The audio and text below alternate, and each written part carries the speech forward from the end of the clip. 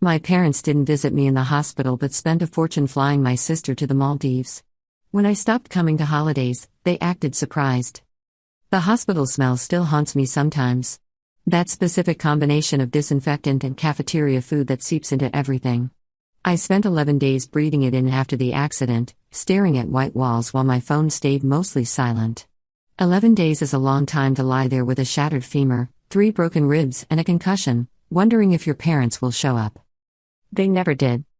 My name is Rachel, and I'm 29 now. This happened 3 years ago, but the wound feels fresh every time I think about it.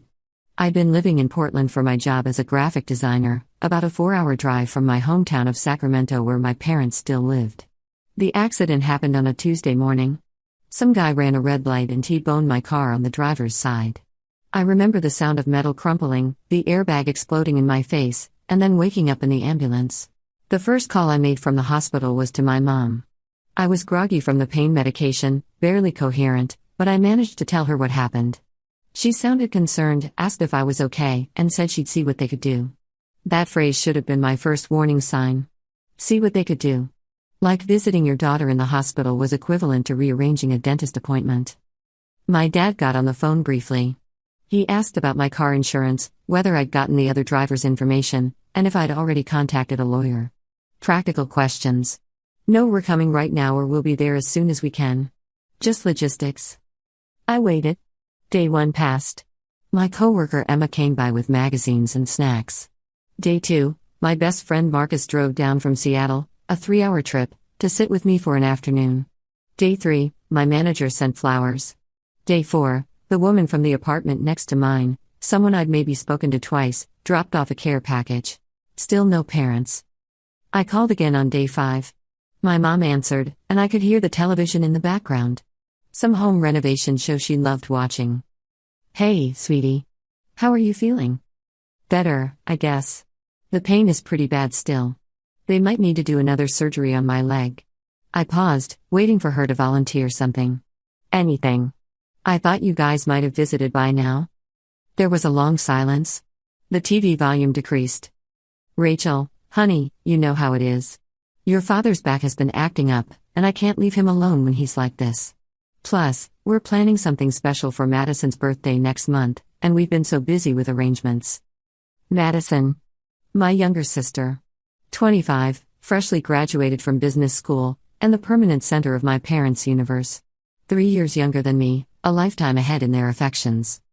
Mom, I was in a serious accident. I almost died. Don't be so dramatic. The doctor said you'd be fine. You're young and healthy. You'll bounce back in no time. That conversation lasted maybe 5 more minutes before I made an excuse to hang up. I lay there in that hospital bed, watching the IV drip, feeling something inside me crack wider than my broken bones. A nurse named Patricia must have noticed my face. She was this older black woman with kind eyes who'd been checking on me regularly. Family troubles? She asked gently.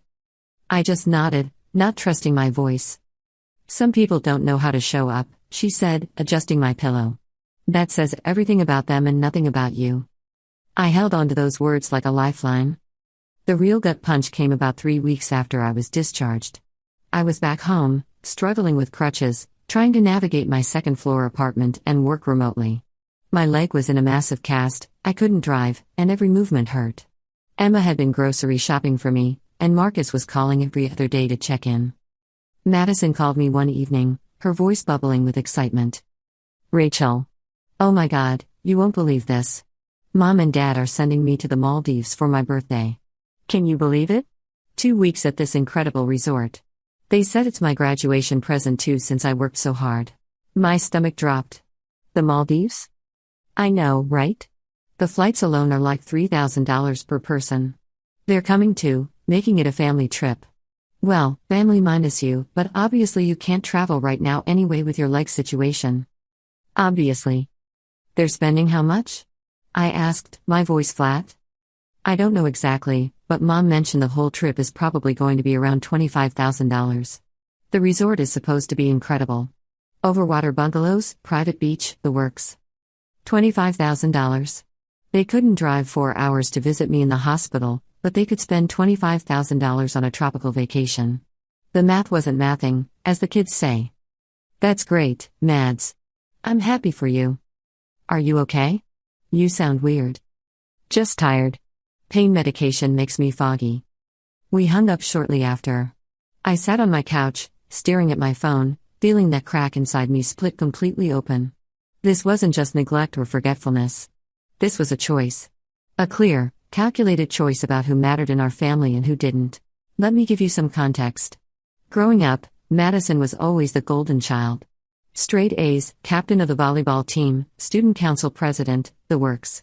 I was the artsy kid who got mostly B's, spent lunch period in the art room, and went to a state school instead of somewhere prestigious. Madison got a new car when she turned 16.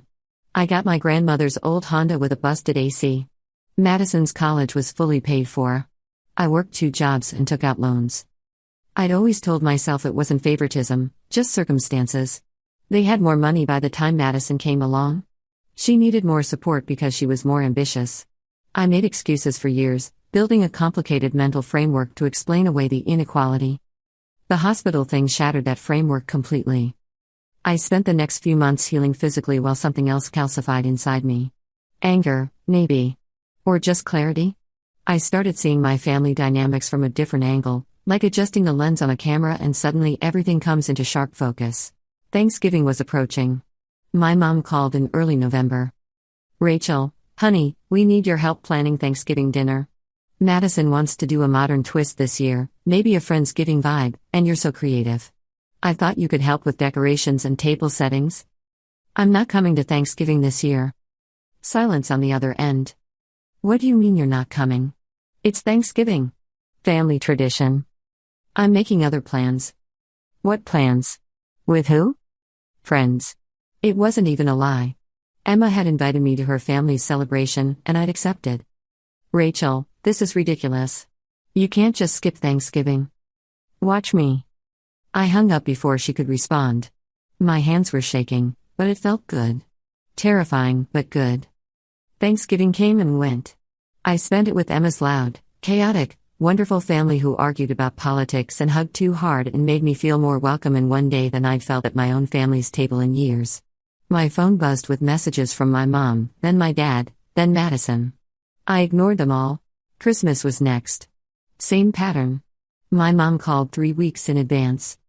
Rachel, we need to talk about this attitude. You missed Thanksgiving, and now you're telling me you won't be here for Christmas either? That's correct. What is going on with you? Ever since your accident, you've been so distant and cold. The audacity of that statement nearly made me laugh. Since my accident that you couldn't be bothered to visit me during, you mean? We explained that. Your father's back was fine enough to fly to the Maldives a month later. Another long silence. That was different. That was a special occasion for your sister. And me being hospitalized wasn't special enough? You're being unfair. We had a lot going on. I had broken bones, Mom. I was alone in a hospital for almost 2 weeks. You had friends visiting. Madison told us all about how you had visitors. So they'd been keeping tabs, just not caring enough to be among those visitors themselves. That stung in a new way. I'm not coming for Christmas. Please don't ask again. She tried arguing more, but I ended the call. Madison texted me later that night, a long paragraph about how I was being selfish and ruining family traditions and making everything about me. I didn't bother responding. Easter. Mother's Day. 4th of July. My dad's birthday. I skipped them all. Each time, my phone would blow up with calls and messages ranging from confused to angry to guilt-tripping. Madison sent me articles about the importance of family. My mom left voicemails crying about how I was breaking her heart. My dad texted that I was being immature and needed to get over whatever was bothering me. But here's the thing, none of them actually asked what was wrong. None of them said we're sorry we didn't visit you in the hospital. None of them acknowledged that their actions might have hurt me. It was all about how my absence was affecting them, inconveniencing them, disrupting their holidays. I started building a new life. Emma became like a sister to me, the kind who actually shows up. Marcus and his husband Trevor included me in their friend group, and suddenly I had Sunday game nights and weekend hiking trips and people who texted to check if I'd eaten lunch. I went to therapy and started unpacking decades of feeling like the backup child, the one who didn't quite measure up. The therapy sessions were harder than I expected. Dr. Chen had this way of asking questions that made me confront things I'd buried for years. She wanted me to talk about my childhood, and at first, I insisted it was fine. Normal? Nothing traumatic. Your parents didn't abuse you, I said during our third session. They fed me, clothed me, sent me to school. I had a roof over my head. I sound ungrateful complaining about any of this. Emotional neglect is still neglect, Dr. Chen said gently. The absence of something necessary can be just as damaging as the presence of something harmful. I started keeping a journal at her suggestion. Writing down memories, moments I dismissed or rationalized over the years. The exercise was brutal. Page after page of small paper cuts that I pretended didn't hurt. Like the time in the 8th grade when I won second place in a statewide art competition. My teacher made a huge deal about it, said I had real talent. I came home so excited, holding the certificate and the $50 prize check. My mom glanced at it and said, "That's nice, honey," before turning back to help Madison study for her algebra test. My dad was at one of Madison's volleyball games. The certificate ended up in a drawer somewhere, never framed, never mentioned again. Or my high school graduation. Madison had been in middle school then, and she'd had some important volleyball tournament the same weekend. My parents came to my graduation ceremony but left immediately after to drive Madison to her game 3 hours away. No celebration dinner, no quality time, just a quick "we're so proud of you" before they were gone. I'd gone to Denny's with some friends instead, pretending I didn't care that my parents prioritized a middle school sports game over my high school graduation. College move-in day. My parents drove me to campus, helped me unload my stuff, and then left within 2 hours because they had to get back for Madison's birthday dinner that evening. My roommate's parents stayed for most of the day, took us out to lunch, helped us set up our room. I watched them interact with their daughter and felt something twist in my chest that I couldn't name then. Envy, maybe. Or grief for something I'd never had. Writing it all down made the pattern impossible to ignore. These weren't isolated incidents. This was the entire architecture of our family dynamic. Madison was the sun, and the rest of us were planets in orbit around her. The worst part was realizing that I'd participated in my own diminishment. I'd learned early to make myself small, to not ask for too much, to be low maintenance. Being the easy child felt like the only way to earn love in a household where attention was a finite resource already allocated elsewhere. Dr. Chen asked me once what I would tell my younger self if I could go back. I'd tell her she deserved better, I said, and then I cried for 20 minutes straight. Emma noticed the changes in me. We were having coffee one Saturday afternoon when she brought it up. "You seem different lately," she said. "Lighter, somehow. But also sadder. Therapy's making me face things I've avoided forever." "Is it helping?" I thought about it. "Yeah. It hurts like hell, but yeah." Emma reached across the table and squeezed my hand. "For what it's worth, I think you're incredibly brave. Most people just keep swallowing poison and calling it medicine." That image stuck with me. How many years had I spent swallowing poison, convincing myself it was nourishment? Around this time, I started noticing things about my friendships that I'd never paid attention to before. The way Emma always remembered my favorite coffee order. How Marcus would send me articles about things I'd mentioned being interested in weeks earlier. The way Trevor saved me a seat at game nights without me having to ask. These weren't grand gestures. They were small, consistent acts of consideration. They were paying attention. They were showing up. I'd spent so long thinking love meant blood relation and obligation. It never occurred to me that real love might look like someone remembering you liked oat milk in your latte, or texting to make sure you got home safe, or canceling their plans to sit with you in a hospital. I also started dating around this time. His name was Ben, an urban planner I'd met through Marcus at a dinner party.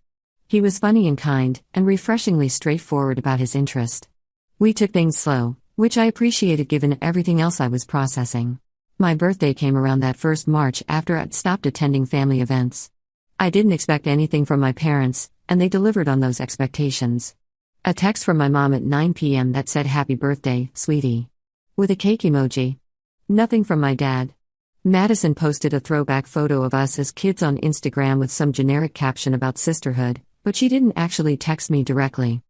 Meanwhile, Emma had secretly coordinated with my other friends to completely redecorate my apartment while I was at work.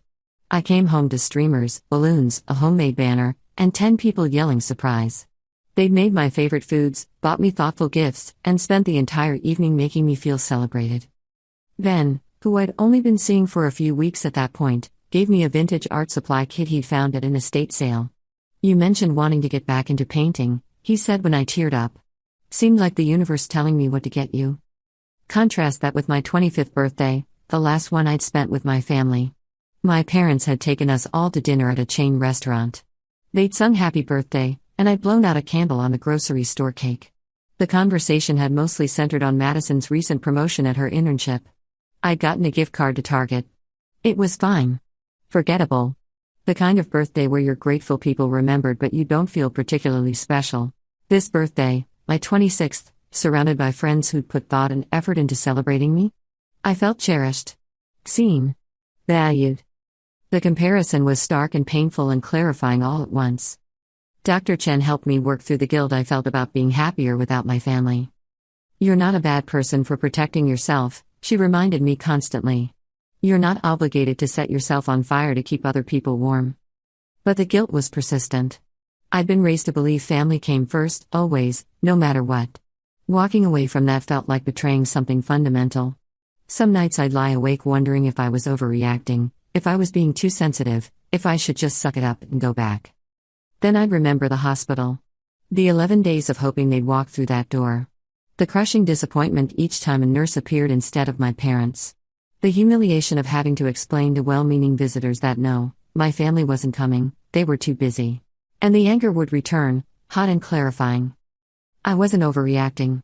I was finally reacting appropriately. My therapist, Dr. Chen, asked me during one session why I felt obligated to maintain relationships with people who clearly didn't prioritize me. "Because they're my parents," I said, like it was obvious. That's not actually an answer to my question. She was right. I'd been operating on the assumption that family meant unconditional obligation, that blood ties trumped everything else, that I owed them my presence regardless of how they treated me. But sitting in her office, saying it out loud, it sounded hollow. Around the 1-year anniversary of my accident, my mom showed up at my apartment unannounced. I'd moved to a ground-floor unit by then and was fully healed, thank God, because the surprise of seeing her through my peephole nearly made me stumble. I considered not answering. My hand hovered over the doorknob for a long moment. Finally, I opened it. "Rachel." She looked older than I remembered, more gray in her hair. Or maybe I just hadn't been paying attention before. "We need to talk. You should have called first. You don't answer my calls anymore." Fair point. I stepped aside and let her in. My apartment was nice. I'd redecorated after moving, filled it with art prints and plants and thrifted furniture I'd refinished myself. It felt like me in a way my childhood bedroom never had. Mom looked around, taking it all in. "This is lovely. Barry. You." We sat. She perched on the edge of my couch like she might need to make a quick escape. "Your father and I are worried about you. We don't understand what happened. You just cut us off out of nowhere." "It wasn't out of nowhere." "Then explain it to me. Please." So I did. I laid it all out. The hospital, the loneliness, the fear, the pain. The phone calls where they made excuses. The Maldives trip that happened weeks later. The pattern of prioritizing Madison that I'd finally stopped making excuses for. I talked for maybe 20 minutes straight, everything I'd been holding in for over a year. She listened. At least, she stayed quiet. When I finished, she was silent for a long time. "We didn't realize it meant so much to you," she finally said. "I was in the hospital." "I know, but you said yourself you had visitors. Friends came.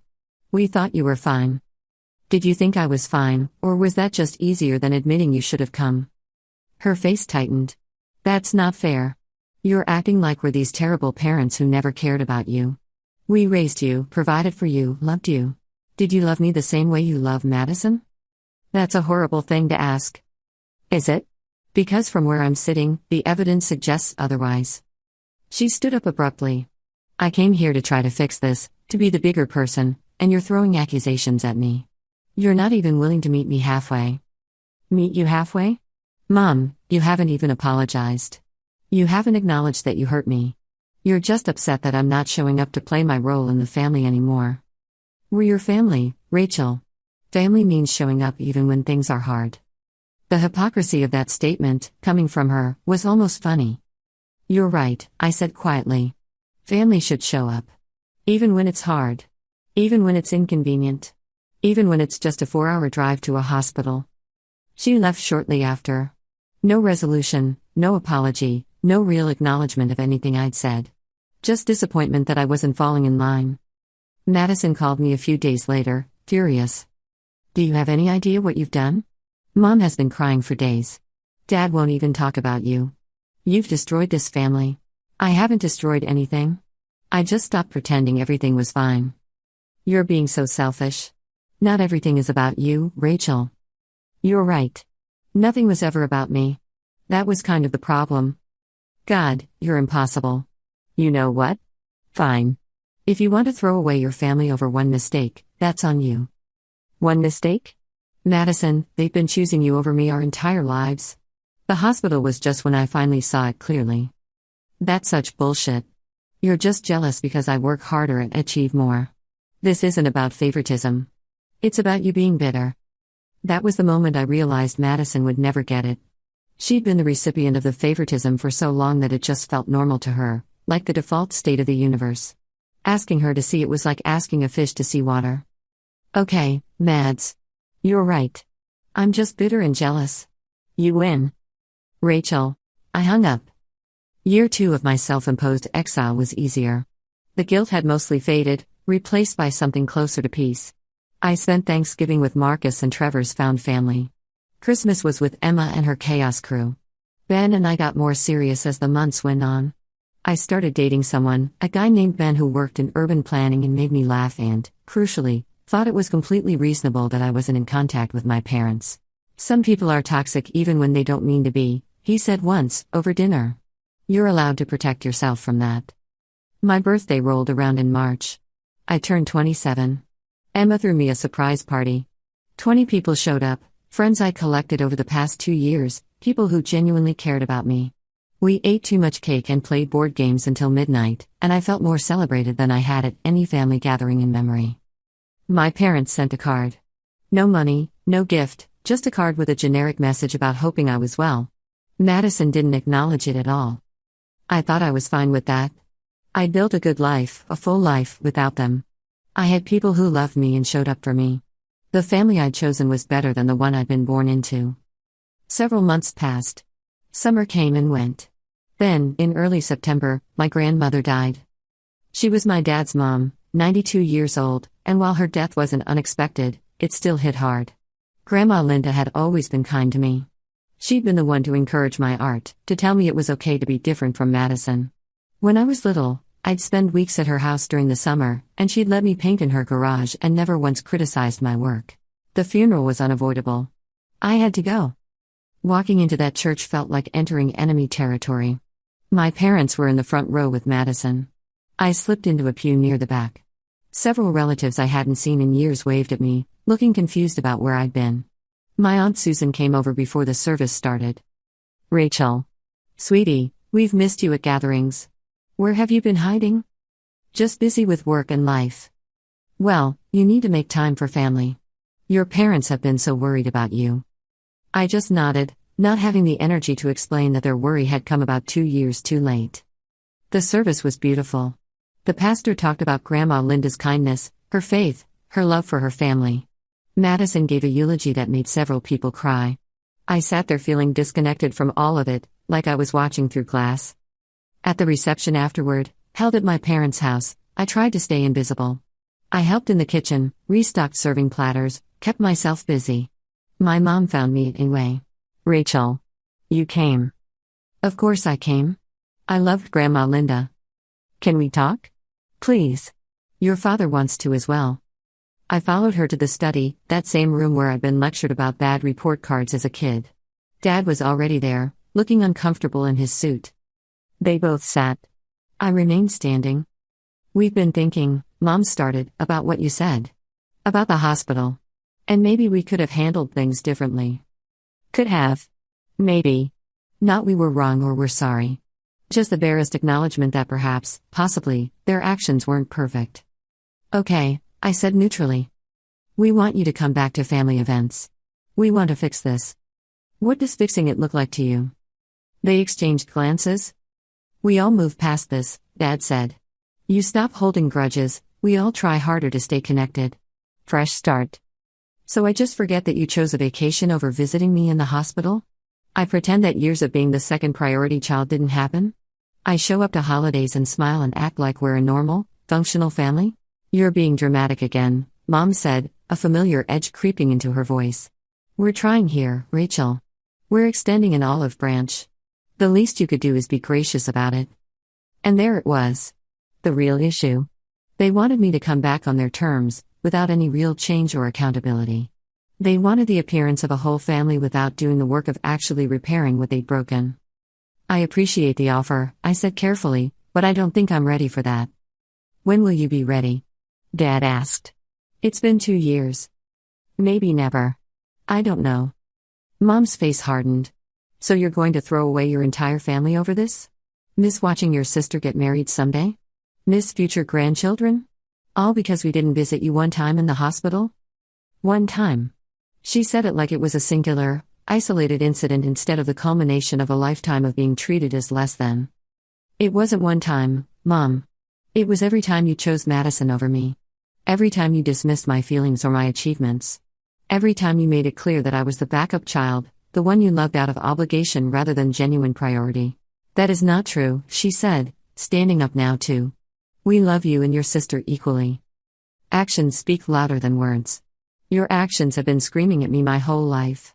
I just finally started listening. I left the study. Madison caught me in the hallway. Real nice, Rachel. Making Grandma's funeral about you and your victim complex. I didn't make it about anything. They cornered me. You could have just agreed to come to Christmas. It would have cost you nothing to make them happy. It would have cost me my self-respect.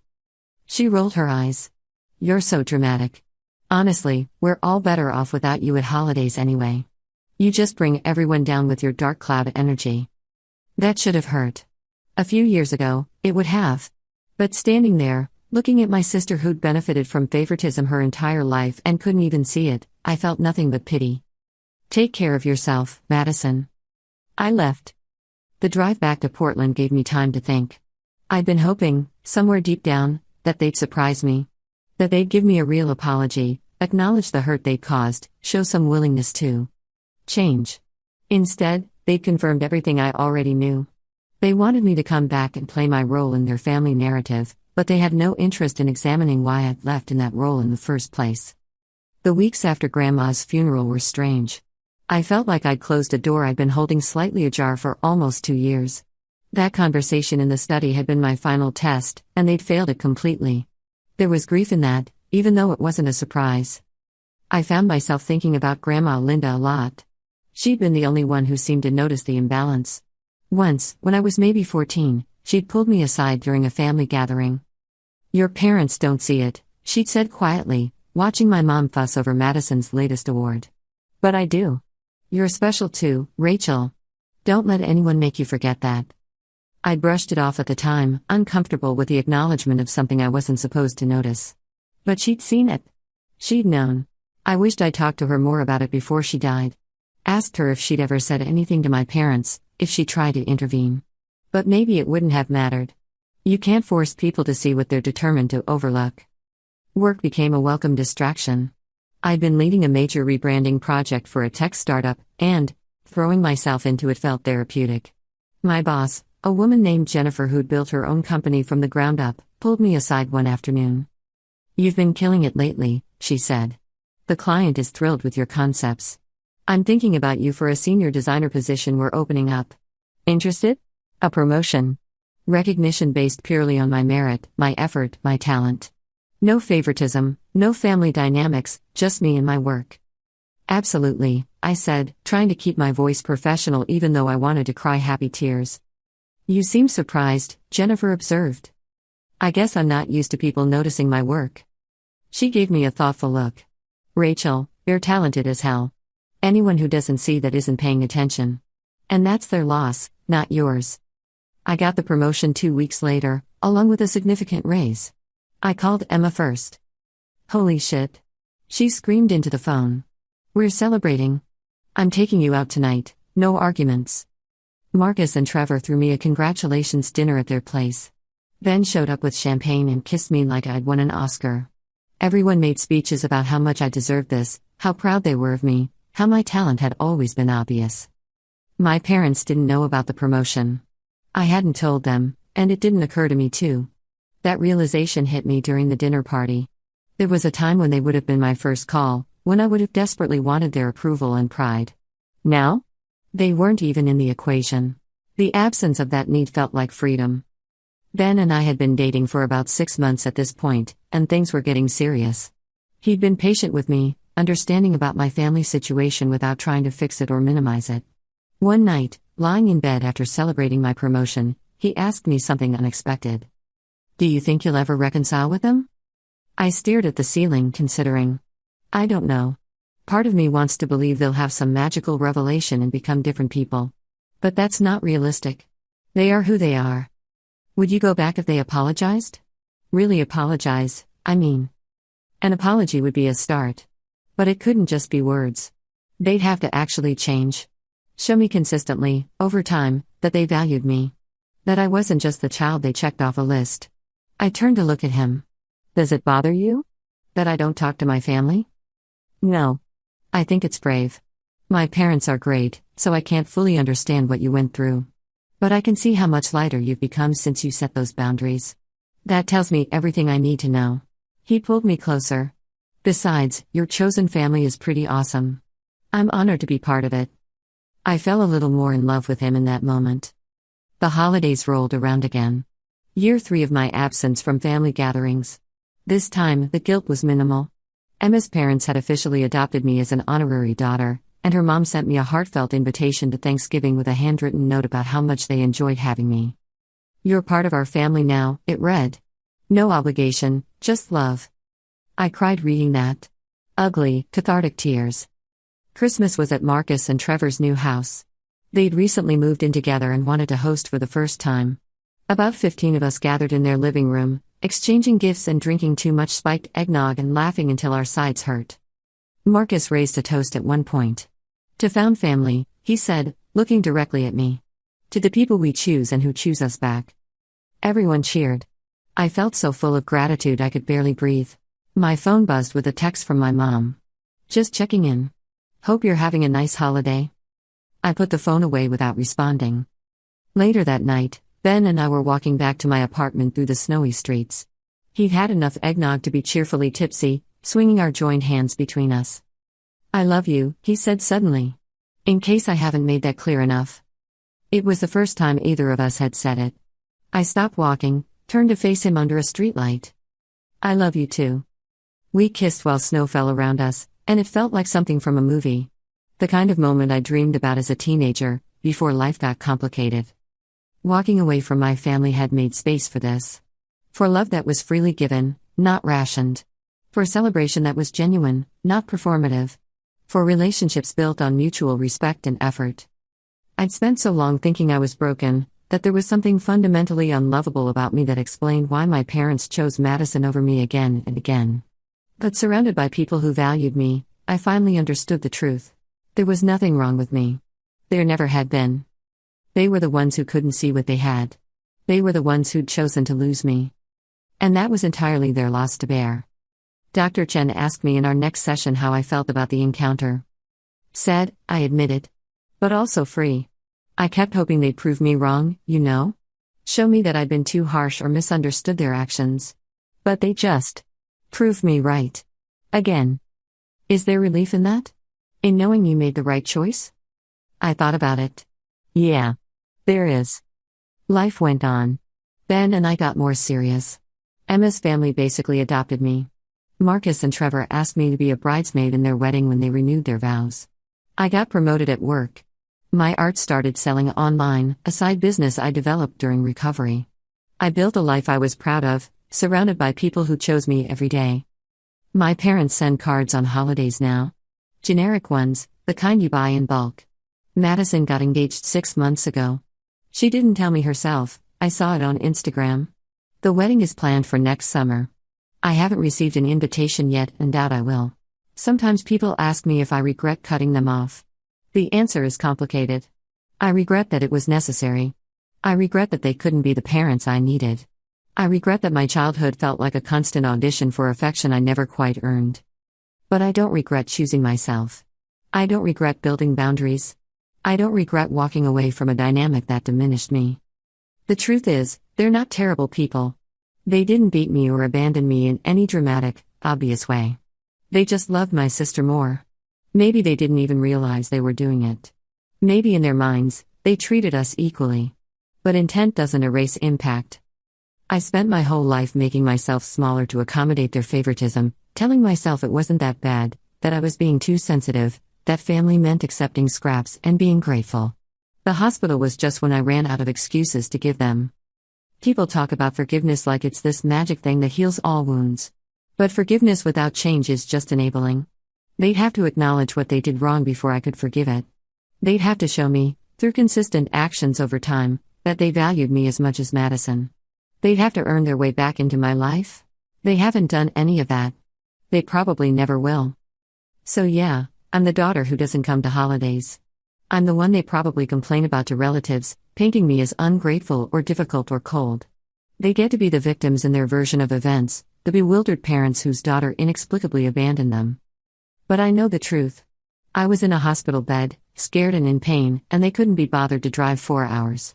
A month later, they flew halfway around the world for my sister's birthday. That tells me everything I need to know about where I stood in their priorities. I'm building a family now that chooses me back. That shows up when things are hard. That celebrates my successes and supports me through failures. That makes me feel valued and loved and enough. Blood doesn't make you family. Love and effort and consistent presence make you family. My parents had every chance to be that for me. They chose not to be. So I chose myself instead.